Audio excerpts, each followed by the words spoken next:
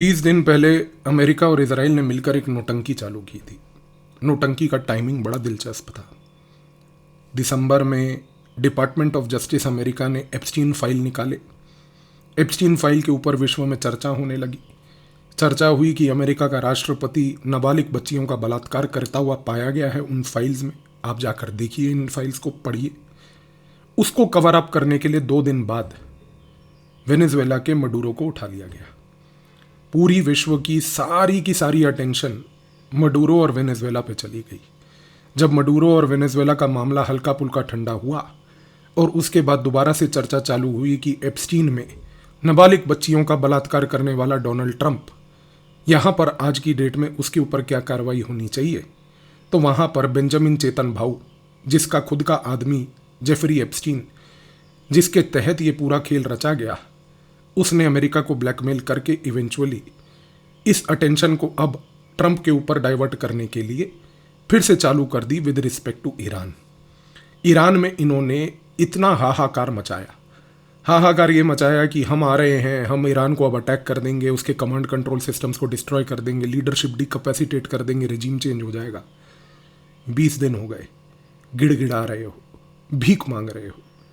आप इस चीज़ को ऑब्जर्व कीजिए कि 2 दिन पहले अमेरिका का ये राष्ट्र नमूना ट्रंप, जब इसने नेटो के मेंबर्स को बोला कि आइए अपनी अपनी शिप्स भेजिए, उन्होंने भी इसके मुंह पर थूक दिया।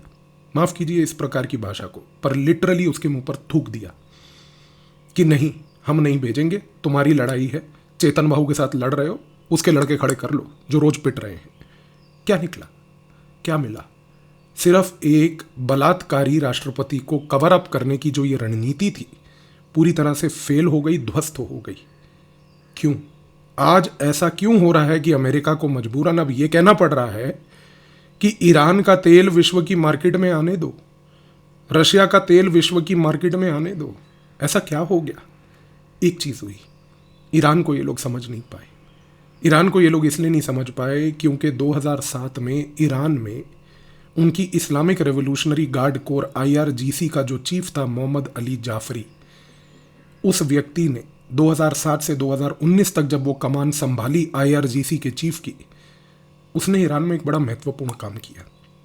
उसने 2007 में IRGC की कमान संभालने के बाद अमेरिका के मॉडर्न टाइम्स के हर एक मिलिट्री इतिहास को डीपली स्टडी किया। उसने देखा कि अमेरिका ने सबसे पहले 1990 के दशक में कुवैत और इराक की लड़ाई के बीच में उस समय क्या व्यवहार दिखाया था। उसके बाद उसने स्टडी किया कि अमेरिका ने 2001 में अफगानिस्तान में क्या किया, 2003 में सद्दाम हुसैन के खिलाफ इराक में क्या किया, 2010 से अरब स्प्रिंग के नाम पर क्या किया। अरब स्प्रिंग के नाम पर जब जनता को उकसाकर रेजिम चेंज करवाने का फेसबुक के तहत एक टूल बनाकर रेजिम डिस्ट्रक्शन करने की मुहिम चलाई थी। इन सारी चीज़ों को, एक एक इवेंट को मोहम्मद अली जाफरी ने स्टडी करके ईरान के लिए एक रणनीति बनाई थी जिसका नाम है मोज़ैक डिफेंस। एक ऐसी रणनीति जिसको ना तो इजराइल की समझने की क्षमता है क्योंकि अकल की कमी है, और अमेरिकन तो खैर पैदा ही क्योंकि बेचारे बेअकल हुए हैं, तो ये शब्द उनके दिमाग में कभी डिक्शनरी में बैठता नहीं। लेकिन जाफरी ने ये चीज़ को समझ लिया था कि अमेरिका एक ही रणनीति पे काम करता है, और वो रणनीति है शॉक डॉक्ट्रिन। शॉक डॉक्ट्रिन का मतलब है कि अमेरिका को केवल एक चीज़ करनी आती है, किसी भी देश को पकड़ो, उसके अंदर जाकर उसकी लीडरशिप को टारगेट करो, उसकी लीडरशिप को टारगेट करके उसके मिलिट्री कमांड कंट्रोल सेंटर्स को डेसिमेट कर दो, तोड़ दो, ख़त्म कर दो। उसके मिलिट्री एसेट्स जितने भी हैं, बड़े बड़े एसेट्स, उनका बम्बार्डमेंट कर दो। अमेरिका को लगता था कि ये करने से रेजिम के अंदर एक शॉक पैदा होगा, और शॉक पैदा होने से रेजिम कोलैप्स करेगा, और ये करा है। अफगानिस्तान में हुआ है, इराक में हुआ है, सद्दाम हुसैन ऐसे ही गया है।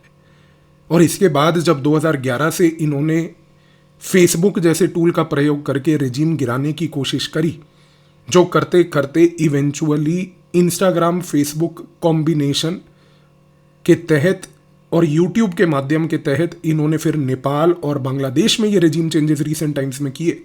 वो सारी चीज़ें दर्शाती हैं एक क्लियर पॉइंट पे कि ईरान ने हर एक चीज़ को केयरफुली स्टडी करके एक चीज़ क्लियरली समझ ली, सर्वाइवेबिलिटी ईरान की जब भी अमेरिका से लड़ाई होगी एक मजबूत केंद्र से नहीं होगा।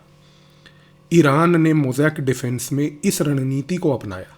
रणनीति ये थी कि ईरान ने कभी भी अपने केंद्र को उतना मजबूत बनाया ही नहीं जितना बाकी देशों ने किया था।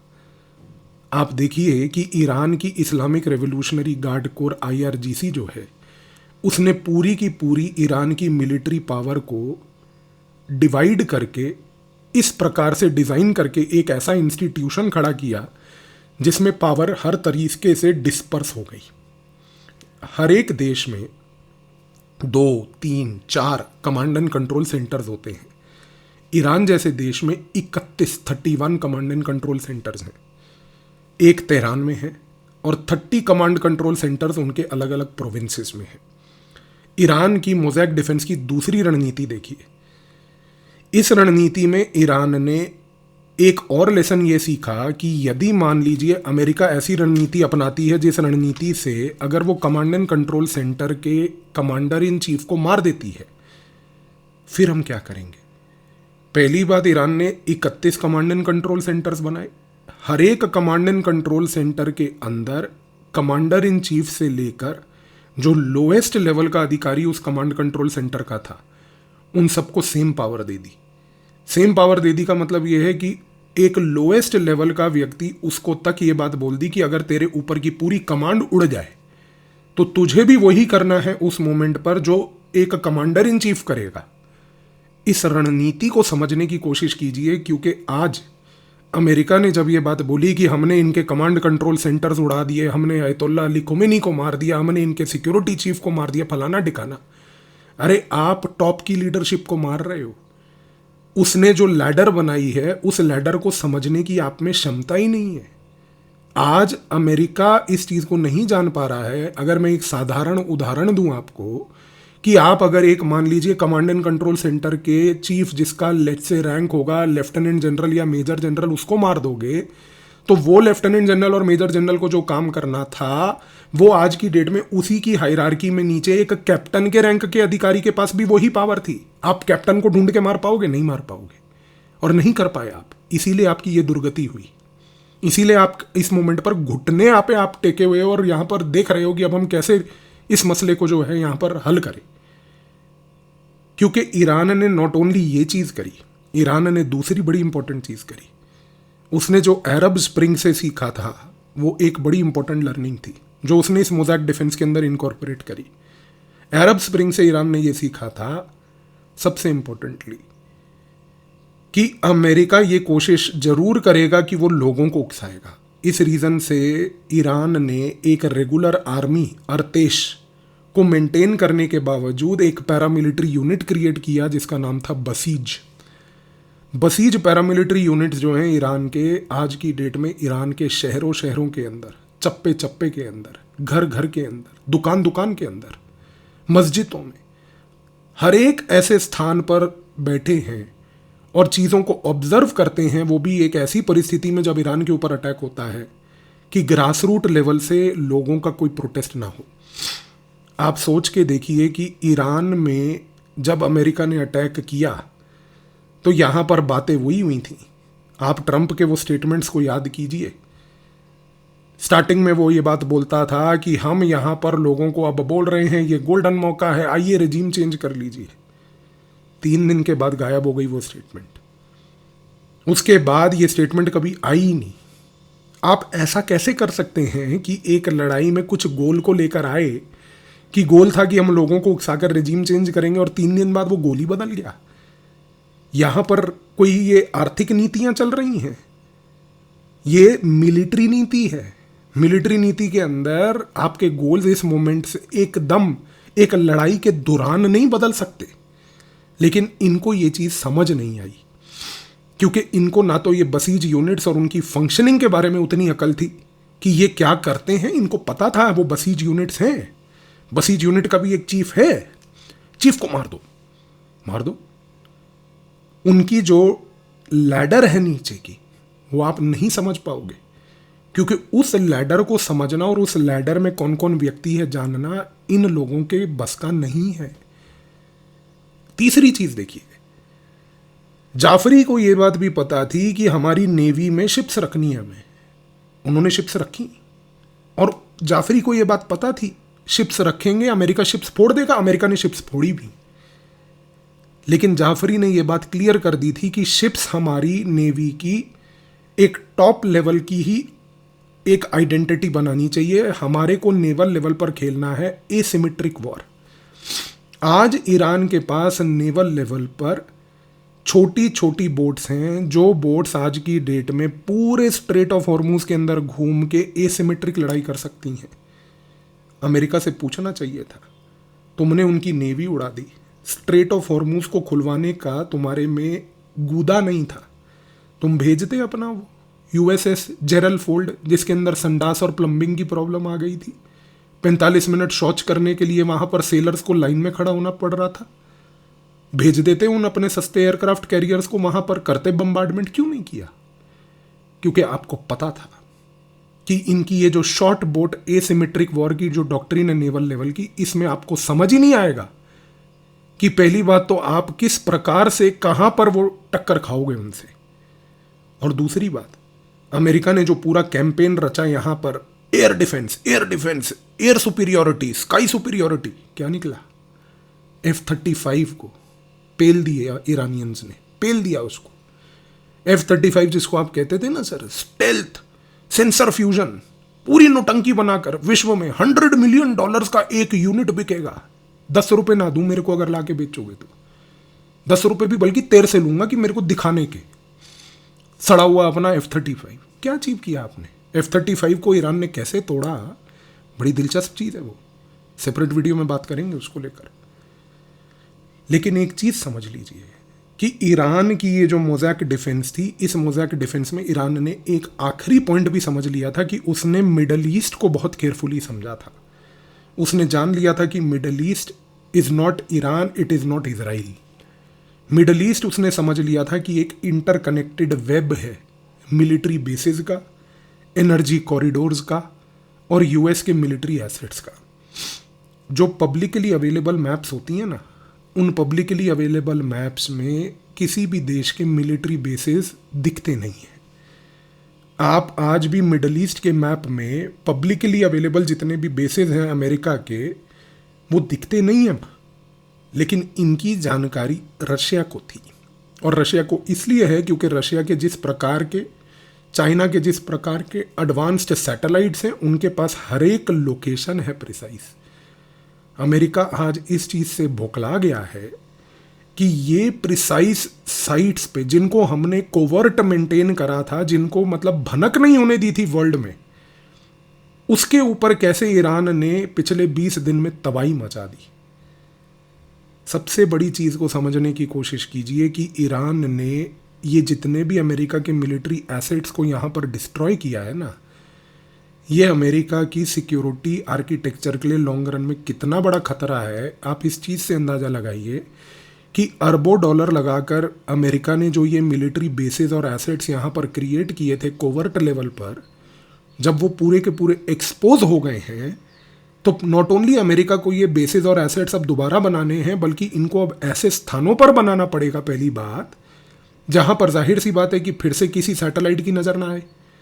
और दूसरी बात देखिए कि अब जहाँ पर अमेरिका इन बेसिस और एसेट्स को बनाएगा और चाइना की और रशिया की सैटेलाइट्स एक एक फ़ोटो को दोबारा से खींचेंगी।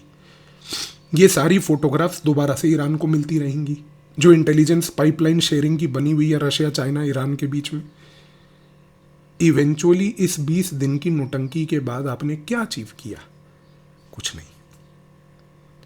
ट्रंप इस मोमेंट पर अगले बचे कुचे 2, 2.5, 3 साल जो उसके टेन्योर के बचे हैं, उसको हर हालात में केवल अब एक चीज़ करनी है। उसको सिर्फ अपना नाम उस बलात्कार नाबालिग बच्चियों के साथ जो उसने किया है, उस पर्टिकुलर चीज़ को छुपाना है। और सबसे बड़ी चीज़ देखिए, आपने शायद इस चीज़ को ऑब्जर्व नहीं किया होगा, लेकिन मैं आपको प्रोवोक करना चाहता हूँ इस पॉइंट पे सोचने के लिए। इस पूरे खेल में रोज़ जो है अमेरिका का राष्ट्र नमूना ट्रंप आकर स्टेटमेंट दे रहा था, इजराइल का नमूना नेतन्याहू आके रोज स्टेटमेंट दे रहा था। आपने अमेरिका के उपराष्ट्रपति वो सुरमेबाज पागल आंखों वाले को देखा कहीं पे? गायब हो गया है। वो एक ऐसा व्यक्ति था जो आज से 6 महीने पहले पूरे विश्व का टूर कर रहा था। भारत भी आया था वो पिछले साल, जब पहलगांव का इंसिडेंट भारत में हुआ था।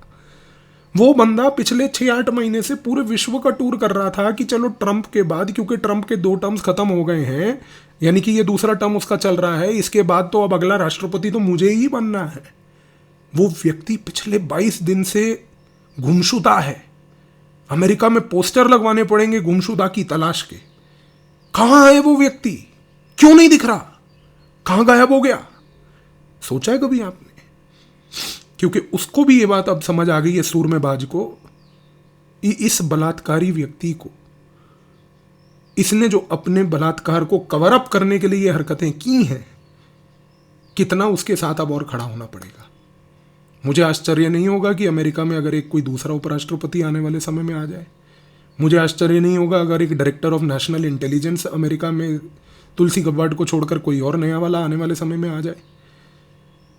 और मुझे आश्चर्य इस बात का भी नहीं होगा कि आने वाले समय में अमेरिका फिर से एक 9/11 जैसी चीज़ को मैन्युफैक्चर करे, कि जिससे कि वो आने वाले समय में दोबारा से मिडल ईस्ट के अंदर किसी प्रकार की लड़ाई को मोलने के लिए एक cover up false flag operation create करे। ये पहले भी इतिहास रह चुका है, कवर अप करना था, आज भी कवर अप करना है। और मुझे आश्चर्य इस बात का भी नहीं होगा कि ईरान से ये दुर्गति और लाफे खाने के बाद अब ये ट्रंप जो है अपनी अटेंशन ग्रीनलैंड की ओर दोबारा ले जाए। बीच में चालू हुआ था इसके अंदर एक कीड़ा, ग्रीनलैंड। या मुझे आश्चर्य फिर इस बात का नहीं होगा कि अगर उस चीज़ को छोड़कर अब ये साउथ एशिया में आए, इंडियन ओशन में डीगो गार्शिया के ऊपर हरकतें करना चालू कर दे। एंड मुझे आश्चर्य इस बात का भी नहीं होगा अगर इस साल के अंत से पहले ये ताइवान को लेकर चीन से भी भिड़ जाए और वहां से फिर पिट के आए। एक चीज समझ लीजिए, इस व्यक्ति ने अपने अस्तित्व को बचाने के लिए, अपनी उस बलात्कारी इमेज को छुपाने के लिए और कवर अप करने के लिए अब कोई ऐसी तरकीब नहीं छोड़नी है जिससे कि इसके ऊपर आंच ना आए। क्योंकि इसको ये बात पता है, जैसे ही विश्व की स्टेबिलिटी आई, जैसे ही इवेंट्स ठंडे पड़े, जहां पर अमेरिका इन्वॉल्व नहीं हो रहा है, अमेरिका के अंदर की पब्लिक ओपिनियन उठ पड़ेगी एप्स्टीन फाइल्स को लेकर चर्चा करने की। और क्वेश्चन ये है कि उस फाइल्स की चर्चा को किस तरीके से दबाया जाए। 20-22 दिन की नोटंकी कर ली, अंत में ईरान का रेजिम वहीं का वहीं, ईरान सरवाइव वहीं का वहीं कर रहा है। नरेटिव जो मर्जी बना लीजिए, हमने अपने गोल अचीव कर लिए। तुम्हें गोल पता ही नहीं थे, तुम्हें पता ही नहीं था तुम्हें करना क्या है यहाँ पर। हर दूसरे दिन तो तुम्हारे गोल बदल रहे थे। तुम जो मर्जी कर लो, फैक्ट ऑफ द मैटर ये है, जापान से पिट कर आए, वियतनाम से पिट कर आए, अफगानियों से पिटे जिनसे वो पाकिस्तानी रोज जूते खा रहे, तालिबान वालों से, और अब ईरानियन से पिटे। कितनों से पिटोगे अमेरिकन? कुछ तो लज्जा कर लो भाई, थोड़ी सी अगर शर्म है तो एक काम करो ना, मुंह पे थोड़ा सा काला कीचड़ लगा के कम से कम चुपचाप शांतिपूर्वक तरीके से बैठ जाओ, वो काला कीचड़ सूखने दो, क्योंकि तुम्हारी शक्ल ही वैसी है। हर स्थान पर, हर देश से पिट कर आए हो यार, शर्म आनी चाहिए। डूब मरो कहीं पर जाके।